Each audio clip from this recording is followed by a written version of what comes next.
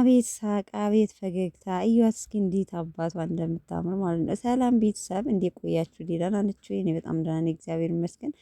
ተመልሻለሁ። ጨረቃዋን ዘወር ስወር ስል አየዋትና ይዤላችሁ መጣሁ ማለት ነው። የሆነ ቤት ተጋብዛ ፀጉሯን እንደምታዩት ኬሊ ተሰርታ እንዴት አባቱ እንደሚያምር በጣም ያምርባታል። በነገራችን ላይ ፓጅትራ የምትሰራው ሹርባ የምትሰራ ፍሪዝ የምትሰራ ውሃ ከለር ትሰራ ብቻ በጣም ነው የሚያምርባት ማለት ነው። በዚህ አጋጣሚ አንድ ፀጉር ቡሪንጋ ነው ምናምን የሚል ፀጉር አስተዋውቃለች። በዛ ቤት ነው የተለቀቀችው። መቼም እነዚህ ፍቅር የሆኑ የሚዲያ ሰዎችን ማለት ነው ማንም ነው የሚፈልጋቸው። በነገራችን ላይ ለምን ያው ስራቸውን እንትን ለማለት ሰው ይፈልጋቸዋል ለማስተዋወቅ። ምክንያቱም አንድ ታዋቂ ሰው ብዙ ሰው እይታ ስለሚያገኝ በዛው በጣም ታዋቂ ስለሚሆንላቸው በጣም ነው የሚፈልጉት። እና ያው በዚህ አጋጣሚ ፀጉር ቤታቸውን አስተዋውቃላችኋለች ማለት ነው። እኔ ፈገግ ብላ እየሳቀች ማለት ነው።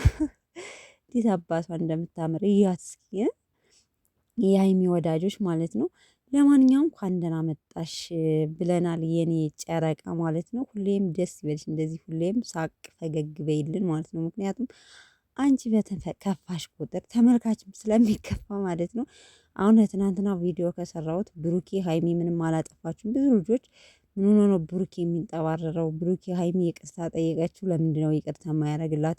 ፕራንክ ያለ ነው ምናምን ነገር ነው እያላችሁ ብዙ ልጆች እሷ እንድትበደል ወይም እንድትከፋ አትፈልጉም። ኮሜንት ላይ ጽፋችኋል። እና ሶ እንዳያችሁት ቅድምም አንድ ቪዲዮ ለቋል። ሶ ሀይሚዬና ብሩኬ ያው ያለነው ሚዲያ ላይ አንዳንድ ነገር እንትን ይላሉ። ምንም ለቁርት የሚሰጥ ነገር የለባቸው አይኖራቸውም ሲጀመር ወደፊትም ብዬ ነው የማስበው።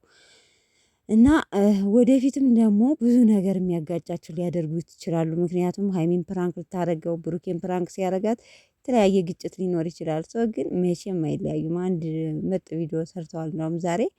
ለማንኛውም ፈገግ በይ፣ ሁሌም ደስ ይበልሽ ማለት ነው።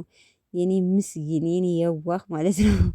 ለማንኛውም ከብሩኬ በላይ ማንም የሚወዳት የለም። ሰው ስለሚወዳት ብዙ ነገር መስዋዕት ይከፍላል። በነገራችን ላይ ሰው ክፍት ብሎት ቅር ብሎት ስለሄደ ተመልካች አይክፋችሁ፣ ምን አድርጋ ነው የዚህን ያህል ብሩኬ ትቷት የሚሄደው ምናምን በማለት ብዙ አስተያየት የምትሰጡ ልጆች አላችሁና ችግር የለውም። እነሱ ምንም እንትን አይሉም ማለት ነው። ያው ዩቲዩቡን እንትን ለማለት ካልሆነ በስተቀር ቻናላቸውን ሌላ ነገር የለውም። ለማንኛውም እንግዲህ ፀጉራችሁን እንደ ሀይሚዬ እምር ማለት ከፈለጋችሁ ሂዳችሁ እሷ ከተሰራችበት ፀጉር ቤት ኑ ተሰሩ እያለችን ነው። በዛው እንግዲህ ታውቃላችሁ መቼም ኑና ተሰሩ፣ እንደዚህ ያምርባችኋል። ምርጥ ፀጉር ቤት ነው። አንዳንድ እንደዚህ ቪዲዮ ሰርተው የሚለቁ ልጆች። ለማንኛውም ሳቂልን የኔ ውድ ቤተሰቦቼ፣ ቪዲዮም ላይክ ማድረጋችሁን አትርሱ። ወዳችኋለሁ። ባይ ባይ